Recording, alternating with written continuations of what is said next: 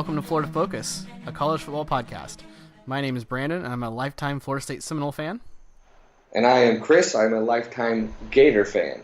We are putting aside our differences as rivals to bring you the fantastic world of college football throughout the Sunshine State.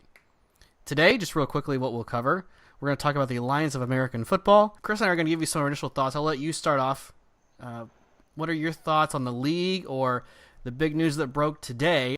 Yeah, I was really pumped about this because I know we've had other semi-pro leagues before, XFL and all that stuff. So initially when I heard it, I was like, okay, whoop-de-doo. This is not really going to happen. I think a couple of years ago they were trying to do something like this. Right. It didn't happen. Nothing came out of it. And then this thing starts to get going and going. And I was kind of like, whatever, until one name dropped. And I really perked up, and that was the old ball coach, Steve Spurrier. When they said that he was going to be a coach, I'm like, okay, they're kind of serious. And now, as a Gator fan, I'm really interested. Sure. and then it came out that, like, hey, we're going to be playing, after the Super Bowl during the off season. I got really excited because any more football is better football. I don't know if that sounds, if that makes any sense or not, but it makes sense in my brain. Sure.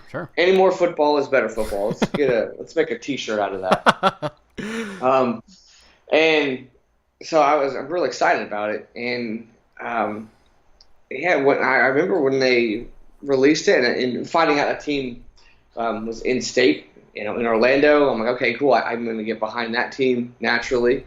And then the old ball coach is that coach, definitely going to get behind that team. Yep. So I got real pumped, and tell you what, I opening weekend, I was there watching all the games, and I was really excited. And I haven't really followed it too much just because of stuff in my life, but in these last few weeks. But I remember the first 3 weeks, I was into it and watching it. And this past weekend, I got back into I was able to watch a few more games, and I was really excited. But then you hear the news like they're might be going under, they're suspending operations temporarily, and it's not looking good for them. Right. Kind of bummed out a little bit. Kind of bummed because I really liked where this was going. Overall, I liked the product they were presenting. Yes, and I think I agree with kind of the half-hearted to third-hearted approach to the league. And to clarify that, obviously we cover the Noles, the Gators, and all the other Florida schools. So the Apollos were a great stepping stone, or maybe some kind of developmental league that the NFL could have used to its benefit. Yeah. So, yes, obviously with Steve Spurrier being the head coach, I know you weren't going to say Johnny Manziel, so no. Instead the name that got you interested. Understandable. Yeah. But yes, that's kind of where he made his initial mark on football with the Tampa Bay Bandits. Excuse me. Right. Bandits. Bandits that they do bend it. Them bandits, they bent the rules. Bandits that bend it like Beckham. I think it's the official title, but they just call them bandits for short. Yes, you nailed it. And he brought that really clever offense to the Gators. But I mean, he's one of those perfect fits, even at his age, right? For like the Alliance of American Football, and good for him to come out and lead the Apollos to a 7-1 start over 8 games. Yes, it was exciting. New uniforms, new different types of mottos, new mascots. They're playing in college stadiums, so that made a more comfortable feel. Seemingly had, at one point, Las Vegas was going to have the championship game that ended up moving to Dallas, last week, and now we hear the news today that the league is suspending. And I think we can pretty fairly assume, unless something crazy happens, that the league will probably not finish this season. Yeah, I'd be real surprised if they kept going. Yeah. Yes, so I think Chris and I had a little bit of, overall impressions. We had some, our usual motto is, we have some positive and we have some opportunities for the league. So, Chris, if you had some thoughts there, I'll let you start. What were some of the things you liked about the games that were played and the rules about the AAF? Yeah, they experimented a little bit, especially with the lack of kickoffs and extra points. I kind of like that. It was kind of confusing seeing some of the scores. Your 8s to 14. You're like, how does this add up? But But I like that. I kind of liked just, hey, let's go. I like the fast pace of it all. Like overall, in general, it was just let's go, let's go, let's go. I was a big fan of whenever they went to commercial, they didn't leave the field. It was like one or two commercials. Exactly. And you would see a split screen commercial, and here's the what was going on in the huddle and stuff like that. So I thought that was really cool. What are your thoughts on those things? I have more to talk about. What are your thoughts on those two things? Yeah, I absolutely agree because they realized that NFL games are too long. What can we do to make them better? Mm-hmm. So shorter play clock. I believe it was 30 or 35 seconds. Right. And probably the bigger thing that stood out was when they were doing instant replay, you could hear the official narrating their thought process. Yeah, I was going to get to that. Yeah, I really liked the head guy talking about it. And because sometimes you're like, what are they thinking? Sure. When they come up with this call. And it's really cool, like you said, to hear their thought process. Yeah, because like the NFL or even college games, they're bringing in their quote-unquote rules expert from New York City or wherever the headquarters of the studio are, and they're not the ones on the field making that decision. Yeah. So I loved hearing that.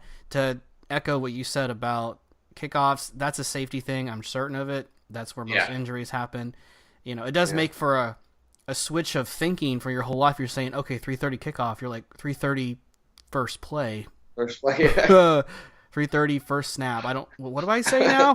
Snap off. Snap off. You know, there's a coin toss, and then there's a first line of scrimmage. You know, the opening snap. Right. I don't know. There you go. So I did like that. The fact that you don't have extra points, that's just kind of fun. Yeah. It is. The biggest thing I saw the league had a chance to do was to cultivate a punter / kicker, and I don't think any team, as far as I know, did that. I'll use a Florida State player, Graham Gano. He's now the kicker for the Carolina Panthers. He was the punter and kicker for the Noles in the late 2000s. I would have liked to have seen more special teams players go in with that mindset to say, hey, I can do both. You only have to hire one guy. You're only going to punt 3 to 4 times a game. You're going to need to try 3 or 4 field goals. You get 6 to 8 attempts, and you only need one guy to do it. So that's what I would have liked to have seen, was more of those hybrid kind of guys. Mm-hmm. And we just didn't have enough time to get to that point yet. Yeah. It was. I like seeing him just go for 2 all the time. It's just like kind of like overtime, all the time, and it was just real fun. I liked the product overall, and I liked fast paced. I mean, especially in this world where it's like I want stuff now, instant gratification now, keep my attention now. Mm-hmm. They need to do something like that. I liked it. Yeah, so I really like where they were going, and I hope that the NFL takes some of this into serious consideration, and or the XFL, if that makes it next year. You know, I hope that they take some of these ideas and run with them. Yeah. What are your thoughts on the stuff areas of improvement, as you say? Yeah, so obviously taking care of the players and everything, and the venues where the games are being played. Mm-hmm. You know, well, I'm going to go a little bit of business knowledge here. When you open up a new business, restaurant, whatever, you have to expect not to make money for like at least 5 years. Right. Now, the problem is you're paying all of these guys, I think it was a 3-year contract, $70,000 the first year, $80,000 the second, $100,000 the third. There needs to be some kind of different tier and or maybe scale back the pay a little bit. I know it's bad to say. Yeah. You know, I have a job. Neither one of us want to take a pay cut. I get it. Right. But making sure all of that's secure first off. Mm-hmm. My favorite feature that I heard there wasn't a lot of follow-through on was the college reimbursement or secondary education, going back to get your degree. You've got to follow through on a promise like that, because a lot of these guys are chancing their educational future to go to the NFL or leave college a bit early to make some money. Mm-hmm. And it didn't seem like the finances were quite in place for that. Right. Yeah, that's something kind of... that's a big selling point for a lot of players, I bet. And kind of stinks when that doesn't fall through, for sure. Right. Things I did not like, I think they got better as the season went on, but there's camera angles really bugged me. Okay. During the play, instead of the normal left to right, it's this weird side from the corner of the end zone angle or the sky cam during the play. It was so hard to follow where the ball was half the time. Yeah. And I was like, why does this bug me? I didn't mind the replay. If you want me to show me different angles, I'm okay with that. Or maybe when they do it in the NFL, they do like the sky cam from kickoffs and stuff. Mm-hmm. I'm okay with that. But in general, it bugged me that they weren't going left to right all the time because I grew up, my brain was trained to go from left to right, right to left. Oh, and now it's like middle, right, instantly. I'm not going to give you any warning. Instantly, we're going to switch to another angle, and you have to follow the ball, follow the play. So hard. During a live game where I'm at, obviously I'm not going to be left to right all the time, but there's some adjustment period for me to follow the play and follow the ball from my angle. That makes sense? Yep, I do. But if you go left to right during the game, all of a sudden it switches. Hey, now this end zone cam, now this sky cam. It was very confusing to me. I did not like that at all, and I think it got better. This past weekend I watched the game. I didn't notice it as much that they were doing it as much. I just didn't like it at first. I know they're experimenting and it's new and they want to be different, but personally I didn't like how I had to think like, where is the ball? Why am I not being able to follow this play? That's a good take. Actually, I never even thought about that. Now that you say it out loud, I think I agree. It's been bugging me. I think something about one of those cameras is supposed to be an official, quote unquote official. So they were using that for extra views there. Right. So I think really two opportunities kind of rolled into one for me. If you are making this a league that is semi-professional between the college ranks and the NFL, they need to have done a better job with connecting the bridge to the NFL. This was a little bit too much to the college ranks, in my opinion. Okay. Number one, they did not associate themselves with the NFL or get any kind of agreement with the NFLPA, which they are now trying to do. Now the announcement came out today that they're stopping operations. Mm-hmm. So maybe a harder push to not distance yourself so much. The NFL does have the money and funds to keep you going. Right. And the second thing is, I don't think this league got nearly enough big names.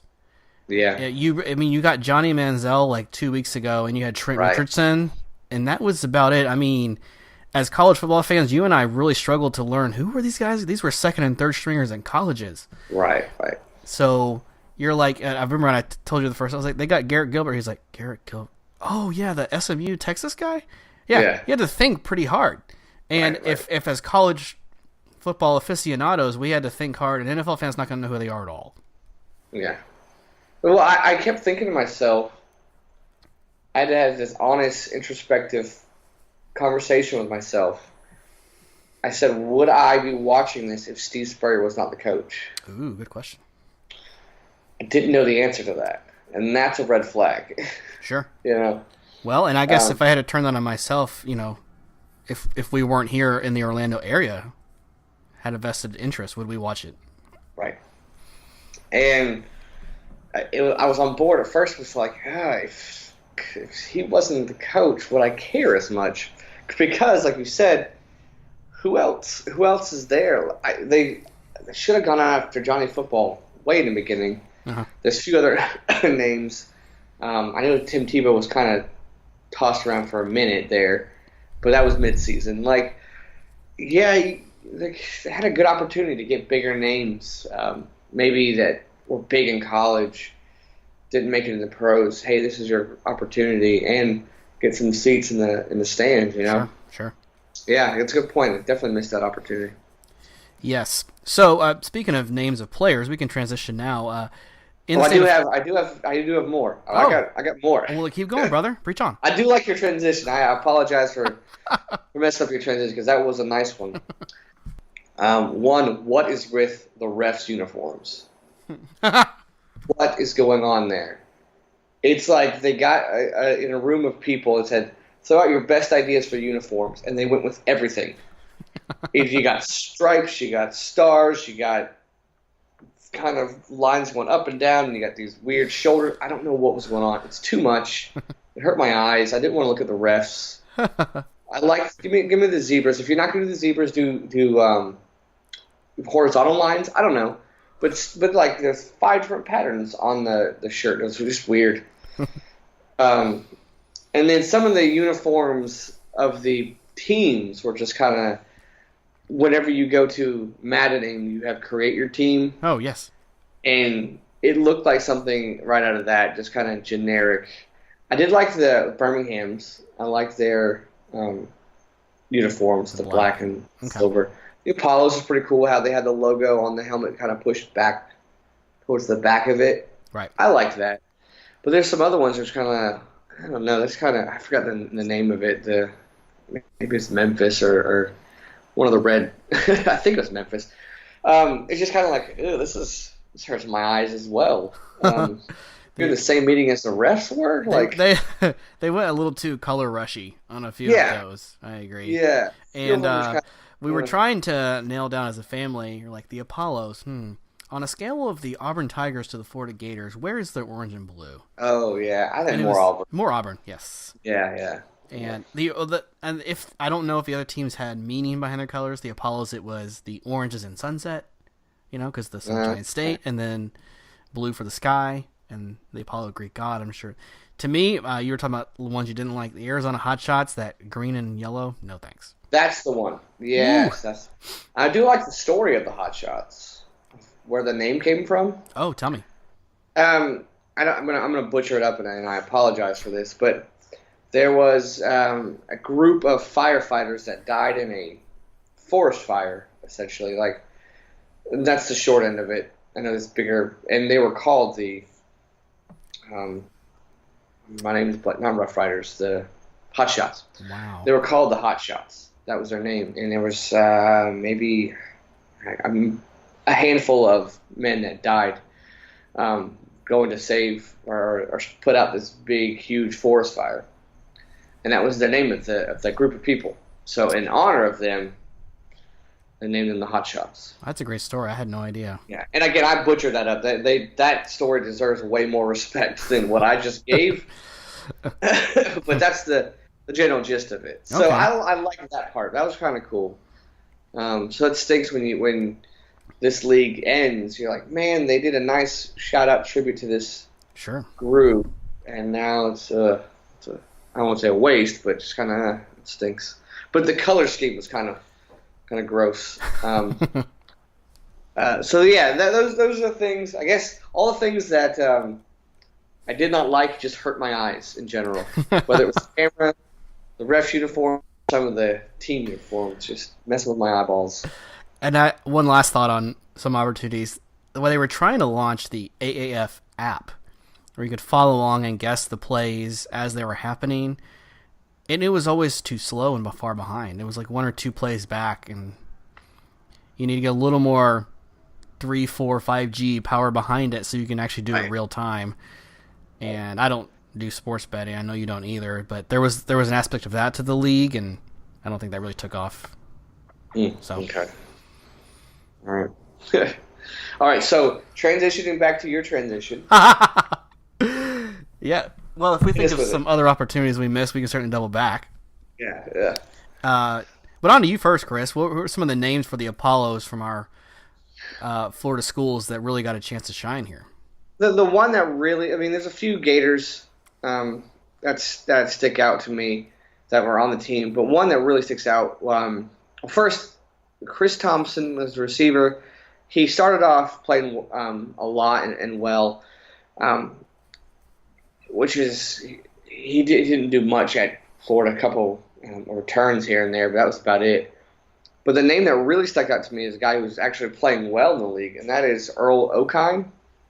He's like a defensive end linebacker. Yeah. He's from Gainesville High. I remember watching him a few games in Gainesville back when I lived there prior to him going to Florida. And he was huge. He towered over the kids. But once he got to Florida, he did nothing. Like, you don't hear from him at all much. And then now he's like dominating, one of the better players, I think, on their defense. Right. And I was real happy for him because he had a lot of potential, kind of fizzled out and now he's making a name for himself here. And again, that's the reason why it ending stinks, because I was so happy for him, where he was going and the direction he was going. But interesting because I don't remember him doing much or at all at Florida. Right. And now you're here like, I did a double take when I heard his name. It's like, what, that Earl O'Kine? Good for him. Yeah, so he sticks out to me as well. Of course, the old ball coach is always going to make my head turn. But that was the name that really stuck out to me. All right. Actually, the guy that I thought had the best season was a Gator as well, and that was Will Hill. Yeah, oh, that's right. Yeah, good call. Talk about a guy that really got a chance to turn some things around and had some problems, and he led the team in tackles. He also, I think, had at least 1 or 2 interceptions on the season. Yeah. So he had a couple of good like half seasons in the NFL with like the Ravens. Okay. He would like come out of nowhere and you'd see at SportsCenter and he's having back-to-back games where he had pick sixes. But then, like, the next week, he's got some kind of trouble with the law and would drop off. And then a year or two later, he'd pop up making these great highlights and then drop off and again. Okay. Yeah. So I think he was one of the most talented players going into the season, for sure. Yes, and he was really good about being the face of the Apollos in Orlando. Like, when they had a welcome party downtown to show off the brand new uniforms, the first uniform reveal, he was the one that came out wearing it. Okay. And a couple billboards here and there. You know, he was kind of the generic number one player. Yeah. So, you know, he was a good sport about it. I don't know how I'd feel if I was always having to do stuff like that. Right. So good for him. And I think he was probably the best defensive player on the team. Yeah. It showed it. He has all the talent. Yep. There. He has the NFL talent, just couldn't get everything consistently going. But yeah, you're right. It's a good call. I forgot about him for a minute there. Will Hill III. Yep. So I had a few Knowles here. Were any of the Gators you want to wrap up with? No, that was Josh Evans. I don't know what he did too much of the year, and Leon Orr. It's good to see them on the squad. But Earl O'Kine and like you said, Will Hill too. That really jump out at you. Good call. On Florida State's end, and some of these guys really just didn't have a chance to play at Florida State for a couple of different reasons, but Ryan Green, running back, he was on the depth chart. Didn't rush too much, but he was also like 3rd and 4th string at FSU as well. That was during like the championship title run with Winston, so there were other guys that just had more athleticism. Not that he wasn't great, but he just never got a chance to play. Terrence Parks, linebacker for Florida State, he was having a fantastic year for the Apollos. And the most interesting story of any player I'd heard about was Marvin Bracey Williams. Oh, yeah. This was a guy I had completely forgotten about. I'm not going to lie. He was a track star out of Orlando, Boone High School. And he gets a scholarship to FSU. And he decides, instead of playing football, he's going to try out for the Olympic team in track and field. I don't think he makes the final cut, but the AAF was his chance to come back into football. And man, yeah, he had some speed. He only got to play 1 or 2 games, and went out with injury, unfortunately. Mm-hmm. But yeah, technically he was at Florida State for a little bit. All right, there we go. I remember the name. Yep. I don't. That's about it, though. Yeah. I don't remember anything else about the name, but I remember the name. Yeah. Yep. Good. Remember him. Yeah. I think there were a couple of other random UCF players. Rennell Hall, besides Chris Thompson, was probably the best wide receiver. Yeah. Kind of a go-to third down guy. And Jordan McRae. Right, the center. Yeah, center. So that was, again, just another good second opportunity for him. You know, He was the guy that played really well, but never got a chance to play in the big league, if you will. Mm-hmm. So, yeah, I really hope that they figure it out and the league continues, because I'd like to see these players that you knew or kind of know get second chances, or not just the Apollos, but throughout the whole league. Yeah, and then the only other non-Apollo player I'll mention was Trent Richardson. He played for Birmingham. That was probably the biggest name until Manziel decided to come in 2 weeks ago. Yeah, right. That everyone in the NFL was like, hey, okay, Richardson, he gets to play a little bit more. Right. But he wasn't even the lead rusher in the league, so take that as you will. Mm-hmm. Still pretty good, but yeah. A lot faster than I can run, that's for sure. Yeah, for sure. Well, that kind of wraps up our thoughts, right? Anything else you wanted to kind of put at the end of this? No, I just really hope they figure it out, man. I really do. It doesn't look good. Right. It does not look good at all, but I really hope they figure it out. The only thing I guess there is one more thing I would say is I'm very curious. I like the idea that they don't play during the NFL season, college football season. That's smart. I wondered if it would be different if they pushed it to the summer. If it was any different, it was good. They played right after the Super Bowl, so and shortly after the college football national championship. So you kind of in that football mode, so that it springboards you into the next one. But I'm kind of curious, would they be better off in the summer where there's nothing else other than like baseball and NBA playoffs? But like right now, honestly, March Madness took a lot of my attention. Sure. For the last 2 weeks, more than it did the football did. And prior to March Madness, the SEC tournament, basketball tournament, and then the end of the regular season. So that kind of drew my attention away. Maybe it's just me because I like college basketball. Sure. I'm just kind of curious, would it make a difference if they moved it to the summer where you'd have, say, less competition? Yeah. Certainly something to consider. I do understand why you do it right after the Super Bowl because you're going to take those fans from crossover. I get that. And there's going to be some hype already, but I don't know. I'm just kind of curious. Yeah, if you displace it a month or so, that's certainly some good feedback. I hope that they'll entertain it. Right. And my thing is, why not make a video game out of these players? Yeah. You get constant royalties, and, man, the NCAA football stopped in, I think, 2014? We could use a type of video game that's not in Madden, just to switch some things up. Yeah. So that's the other thing I was hoping for, and we'll just have to wait and see now. So. Yeah, no, that's it for me, man. So certainly a great chance, and here's to something else developing that can help give these players some kind of paycheck and other chance to further their career. Yeah. Excellent. Well, that about wraps that up. A couple of things that Chris and I have coming forward. We do want to give you a spring game recap, so this will be releasing on the 3rd of April. Florida State will have their spring game this Saturday, and then UF and UCF will have theirs the following weekend, and I believe most schools in the rest of the state will have theirs. I'll be honest, off my head, I can't remember.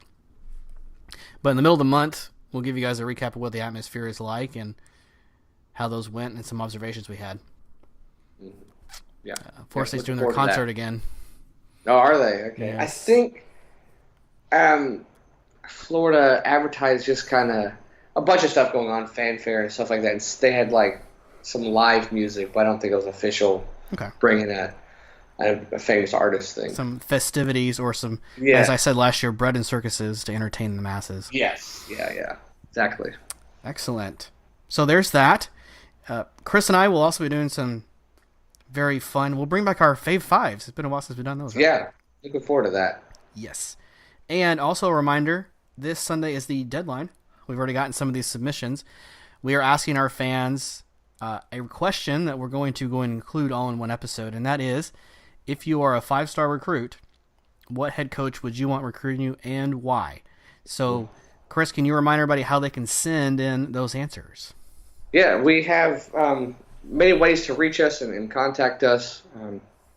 The best place, start off with FloridaFocusPodcast.com, and then you can find many other areas to reach us: Facebook and YouTube, Florida Focus Podcast, Twitter at Florida Focus Pod. Email us some stuff. FloridaFocusPodcast@yahoo.com. Instagram, FL Focus Pod, and our Patreon account. Yes. So the best way to submit the audio file, and that's what I'd prefer, by the way, is an audio file so we can put you in the show, is through that email address. Right. We're not going to give out our cell phone numbers, but if you have them already, yeah, we'll take it. You can send us a voicemail, or you can also send through text an audio recording. That's fine too. Yeah. So, yep. Hey, maybe we should make that a Patreon. If you $20 a month, you can have my cell phone number. I gotta get the wife on board on that. Yeah. So, all right. Well, Chris, I have fun. I always enjoy chatting up football, and this one's kind of like a in memory of episode, if you will, for the AAF that's gone awry. All right. But you and I were talking about this, and we'll kind of leave this for the fans to wonder, but because of the length of the AAF and of when it was inceptuated, is that a word? Inceptuated? It is now. Incepted? You said it out loud. We have documentation. That's a word. Trademark it now. I want a nickel every time someone says it. There we go. Chris and I will actually do one of our Fave 5 list based on the AAF. How about that? Yep. I'm excited about it. Very excited. Well, thanks again. However you download us, whatever podcast directory, we'd love some feedback. If it's the form of a rating, that'd be great. If you want to reach out to us and tell us some things we can work on or how we're doing great, even better. This is Brandon saying go Noles. Go Gators.